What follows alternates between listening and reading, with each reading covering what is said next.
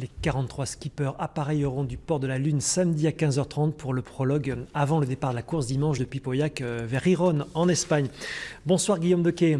On vous retrouve en direct des quais de Bordeaux. Vous nous faites vivre chaque soir cette fête du fleuve et cette solitaire du Figaro, 48e édition et autant d'histoires à raconter, Guillaume. Absolument Vincent, et qui mieux pour les raconter ces histoires que Serge Herbin. Serge, vous les connaissez très bien, c'est 47 marins engagés pour cette 48e édition de la solitaire du Figaro. Ils sont tous sourires, ils sont copains à terre. Par contre, une fois en mer, c'est une autre histoire. C'est une autre affaire, ils se connaissent tous pour la plupart. Certains s'entraînent en Sud-Finistère pour la forêt, d'autres à Lorient. D'autres en Vendée et d'autres en Méditerranée. Alors c'est vrai qu'on fait copain-copain à terre ou copain-copine, mais sur l'autre, effectivement, c'est une autre histoire, c'est une course importante, la solitaire. Et qu'est-ce qui en fait justement une épreuve si difficile? Certains marins disent qu'elle est même plus difficile que le Vendée Globe. Oui, certains le disent, ce sont des courses complètement différentes. Il y en a une qui dure 3 mois, celle-ci dure 3 semaines, un petit peu plus de 3 semaines. Ce sont des sprints, donc peu de temps de récupération. Autant sur un Vendée Globe, un Tour du Monde, on peut s'aménager des plages de sommeil de 3-4 heures. Autant ici, c'est très court, on dort par petits bouts de 10-15 minutes.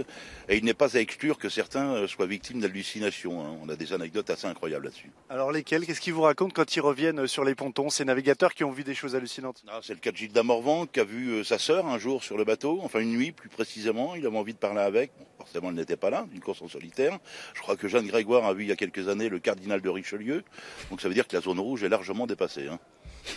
La Garonne peut réserver également quelques surprises. On se rappelle de Simon Troel il y a 4 ans qui a perdu tout espoir de gagner cette solitaire à peine le départ de cette étape. C'est tout à fait particulier, un départ sur un fleuve, c'est unique d'ailleurs, et Simon Troel s'était échoué sur un banc de sable et dans ces cas-là on attend 6 heures que la mer revienne. Alors, effectivement on ronge son frein et comme c'est une course au temps, classement général, c'était terminé pour lui. Donc oui, c'est le départ de tous les risques à Pauillac. On ne peut pas remporter la solitaire sur un seul départ à Pauillac, mais on peut la perdre.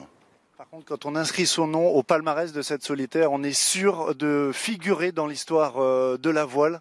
Évidemment, il y a d'ailleurs 2 marins qui reviennent pour la remporter une 4e fois, ce serait unique. Jérémy Bayou qui vient de terminer 3e du Vendée Globe et Yann Eliès qui a fait 5e du Vendée Globe pour rejoindre le cercle très fermé des triples vainqueurs du Vendée. Donc ce serait unique dans l'histoire.